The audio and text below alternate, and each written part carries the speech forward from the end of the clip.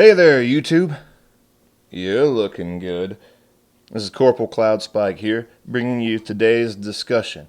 And the discussion today is, why is old music so much better than new music? And it's something that comes up quite a bit.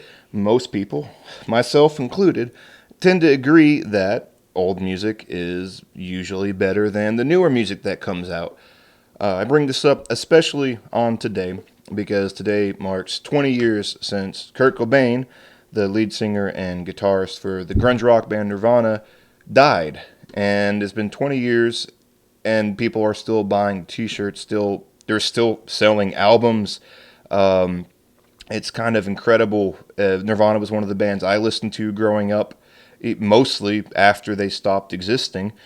Anyway, tragic as that was, we want to kind of look at some of the reasons why older bands are still very popular, why they still are around, even though they might not even be around anymore. So there's three things we need to look at. Okay? The first is a nostalgia factor. Nostalgia plays a huge role with lots of the things we do as humans. We are creatures of habit, and we make associations, sometimes even subconscious ones, and we just can't help but exist with them and kind of be ruled by them a little bit. For example, music that was playing when you got your first ice cream cone, when you got your first kiss, when driving around in your first car, music that was on the radio then, you're going to associate that with these good memories, and you're going to like it more. You haven't had a chance to bond with new music like that, especially the music from your youth when so many of these first memories were being made, so many of these things that, these positive things that most people experience.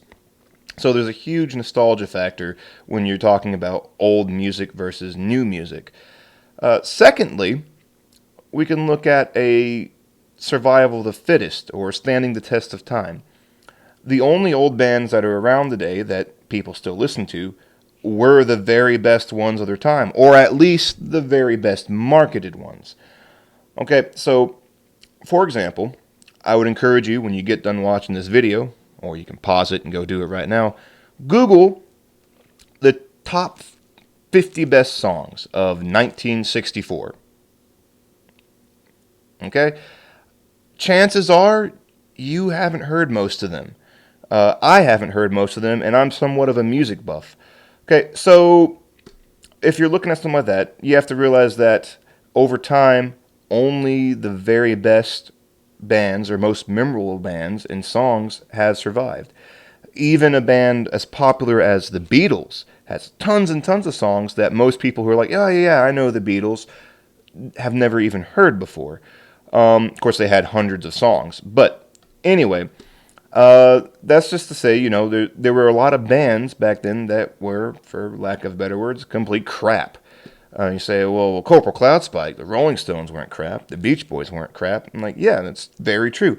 But for every Beach Boys, Beatles, Rolling Stones, Jimi Hendrix, for every one of them, there were 10 other bands that were just mediocre at best. And over time, those ones have just fallen by the wayside, and so the only ones that are left standing are ones that had something about them that were just better, something that made them memorable. I just hit my mic. That's going to sound terrible. I'm sorry. But anyway, so that's the second thing. So we have a nostalgia factor, and then we have the fact that lots of old bands have just gone by the wayside, and only the best ones, or at least the most memorable ones, are left standing. And the third thing is, and this is one that I kind of agree with, is that it was harder to be a musician back then, and so that they were just better musicians. It was more difficult. And to a certain extent, this is very true. I'll give you an example. Today, when I want to record something, I go to my laptop, that's right over there somewhere, and I use a program, and I record it. And if I screw it up, I click it, and I delete it, and I do it again. If I want to put another thing on top of it, I just click, make another track, and I put it there. I have the recording power that's probably 100 times better than what people did when they were recording in the 60s, 70s, or even 80s or 90s on a laptop. That just wasn't available back then. You got to think when, Elvis or, one of those older groups, when they were recording albums, when they did a take on tape and they had to do multiple takes, there was literally some poor schmuck sitting there cutting the tape up and then gluing it very carefully back together to make the finished product. And it's funny, you can hear a lot of these little glitches and blips and stuff in some of the old songs if you listen. Vsauce with Michael Stevens recently pointed out the one in Buffalo Springfield's For What It's Worth. Anyway, if you want to look that up, go check it out. It's a pretty cool channel. You should definitely subscribe to them and watch it because you'll be a better person for it. Anyway, getting off track. The point I'm getting is that it was more difficult back in the day, to an extent, to be a musician or at least to record. Synthesizers, early synthesizers, talking about like maybe Pink Floyd era, they just couldn't do the things that even, like I said, a modern laptop could do with a regular old, recording software. Even the top of the line stuff is far better than the top of the line stuff was back then.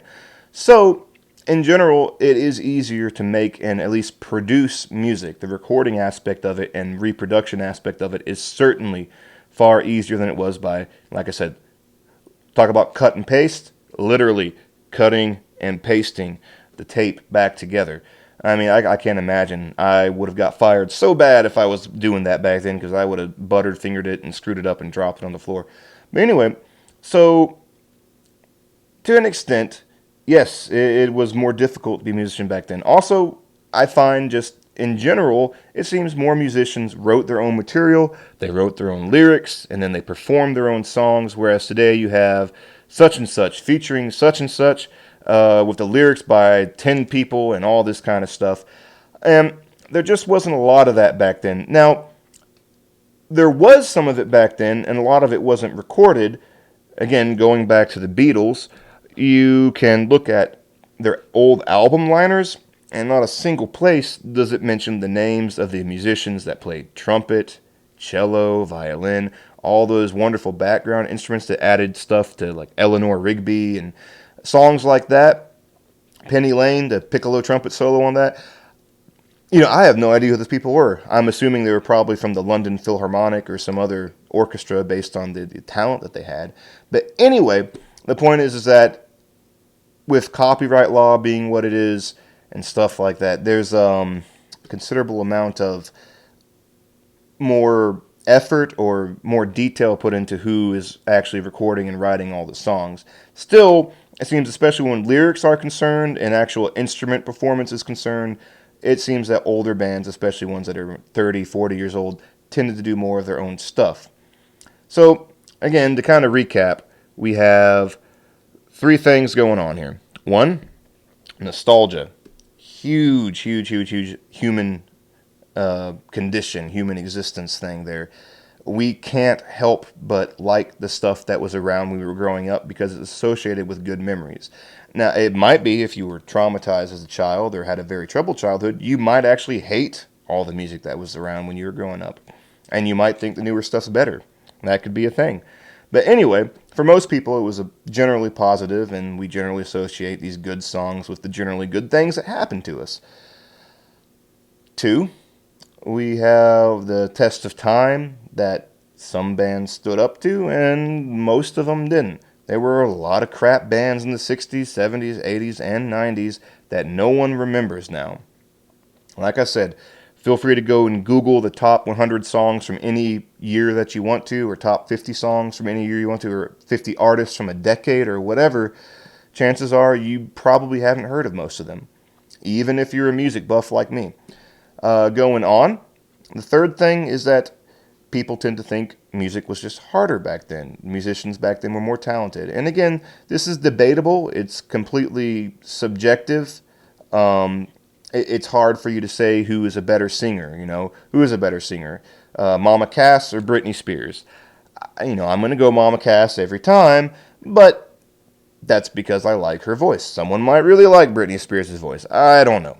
But anyway, Thanks for listening. I hope you learned something. I hope that you appreciate it. I hope that you go and check out all the things I said to check out.